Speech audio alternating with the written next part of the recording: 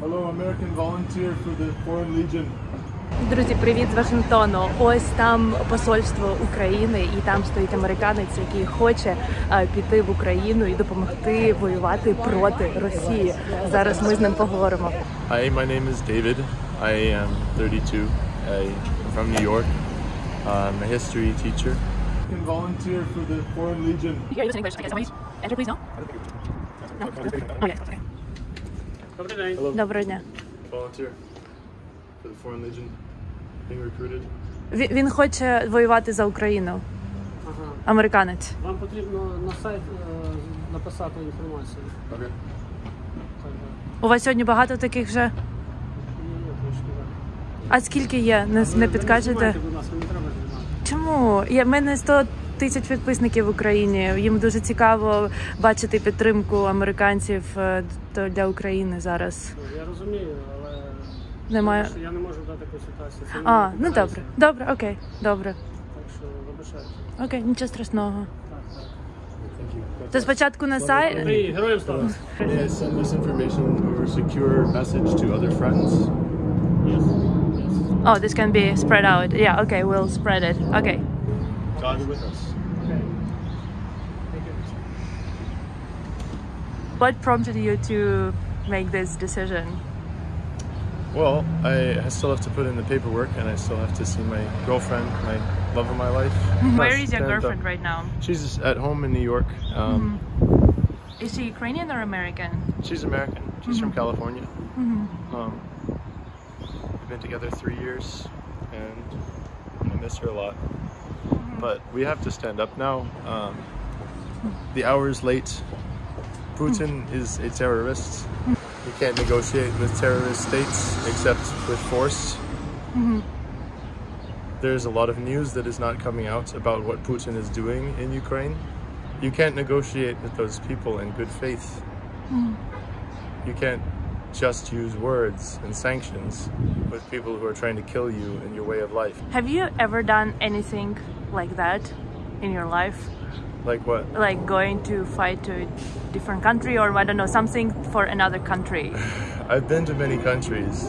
How many countries? 30 something. I've fired a shotgun. I grew up wrestling. Now I play rugby. So I'm ready to take on some Russians who don't want to be there and shouldn't be there. When did the decision came? Like after you've heard Zelensky suggesting it, or did you have those thoughts even before Zelensky was like given? I had those thoughts before. Absolutely. It's 5 days now into this war, and there was almost no aid at all to speak of for the first 3 days. Only 2 days ago did Ukraine receive any substantial support.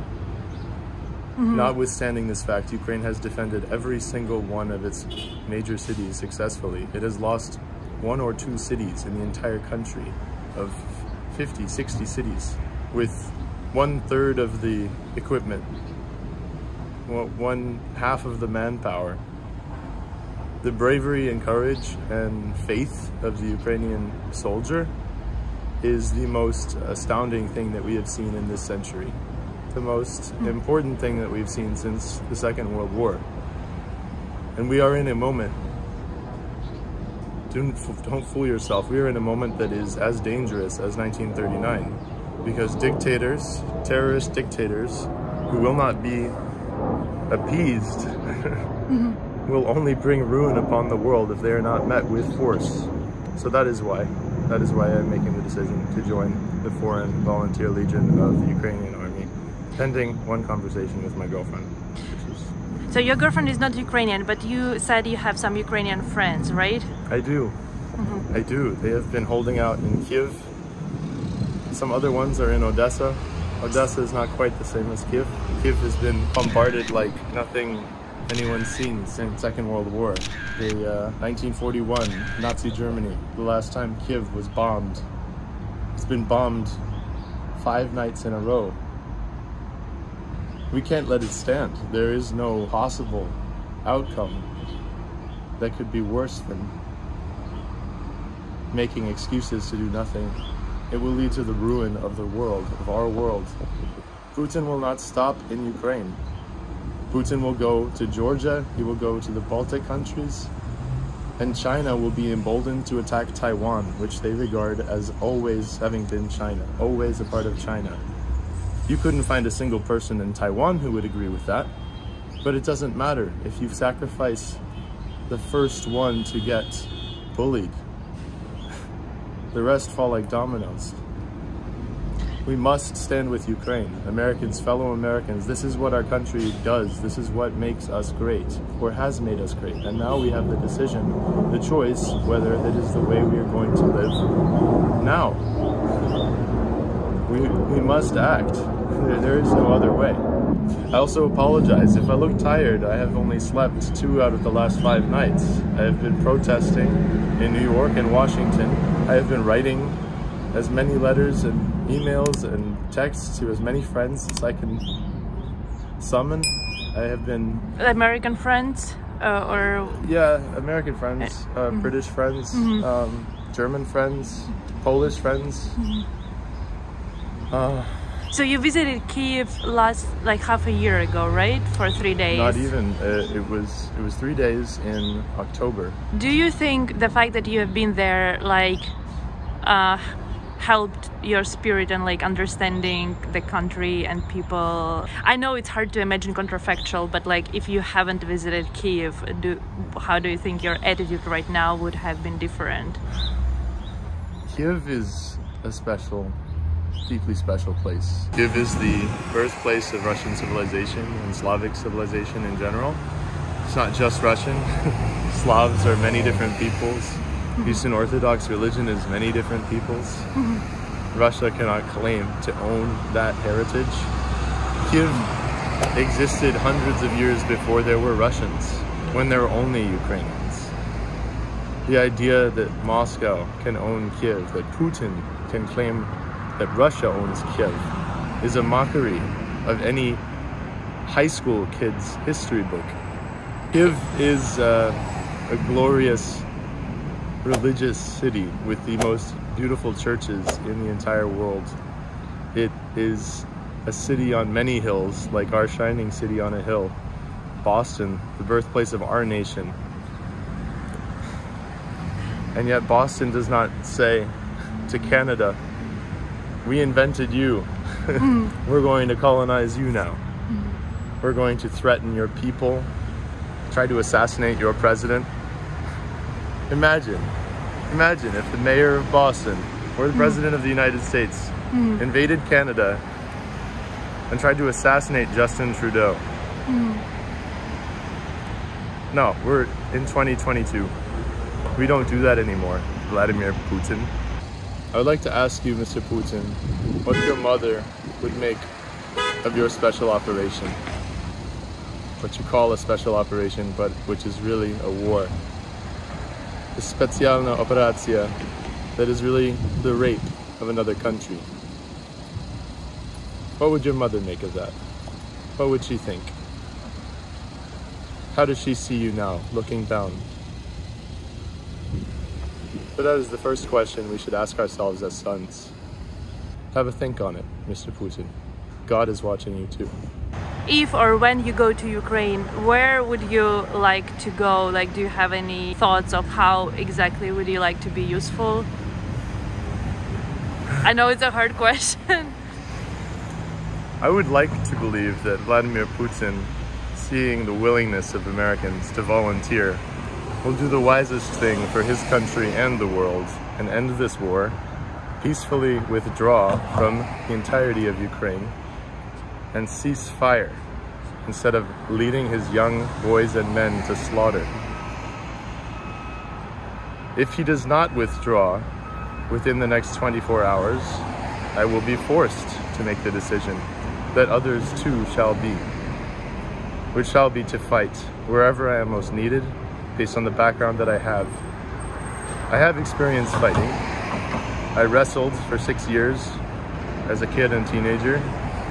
I play rugby now. I know what it is to have brotherhood, which Vladimir Putin obviously does not.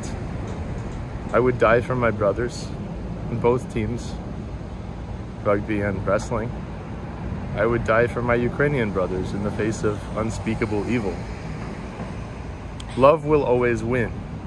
If you are willing to die for your friends, your love will win. That is a deeply Ukrainian and a deeply American concept. It's something that Vladimir Putin will never understand. Talking now to the Belarusian people, I'd like to communicate to the people of Belarus that terrible crimes have been committed from your territory, and your government under Lukashenko has told you a giant lie about why your forces are being asked to serve in another country's war, why your territory is being used for terror, for the launches of missiles against civilian targets, against buildings, against hospitals, against schools,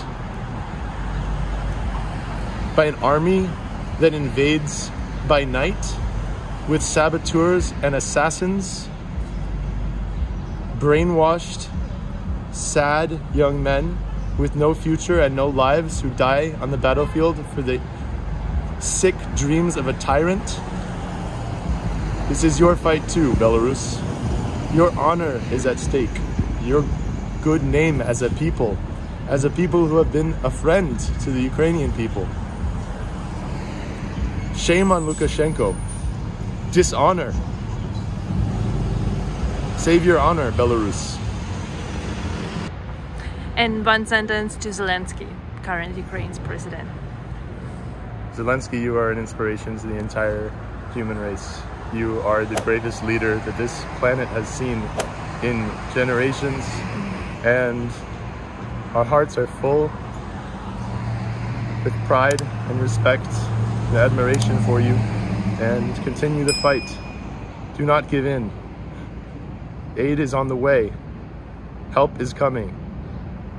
And something for Ukrainians. We love you. The world loves you.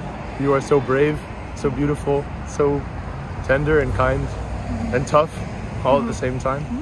And glory to Ukraine. Glory to the heroes. Slava Україні. Героям слава. And something for Ukrainians who are fighting right now, maybe some support words. I'm here now giving this interview because I've given every last dollar to my name. I have $20 to get back to New York City if that's where I'm going. I'm a school teacher. I don't make a lot of money. There are a lot of people giving their own money to this cause because they believe it's right. We need President Biden to come out of hiding, to do his job, to lead this country, to lead this world. We need him to come out of his hole, to find his strength, to find his courage. Because history will judge Joe Biden too. If he is remembered as the Neville Chamberlain, the coward who allowed a third world war, his children won't be happy. His wife will not be proud. The country will remember him just as poorly as they do Vladimir Putin. So, to Ukrainians, I say, I will make every effort that I can possibly find to stop this war, to shake the American people to their senses, to call upon Joe Biden to do his job as leader of the free world, and to fight for Ukraine with arms, with tooth and nail, and whatever it takes, because God is on our side. Of that I am sure, and my faith is strong. God is on our side. Thank you. Thank you. What would you say to Russians who are in Russia right now? My message to Russians is this. This is your fight too. The world depends on you too. You know better than anyone on this planet how much damage and ruination a dictator can impose on a people. Vladimir Putin has ruled over Russia with an iron fist for 21 years and had his rivals and opponents assassinated, the ones that haven't fled abroad or been put in prison. Boris Nemtsov got 4 bullets to the back in 2015 in the streets outside of the Kremlin. This is your fight too. We need you.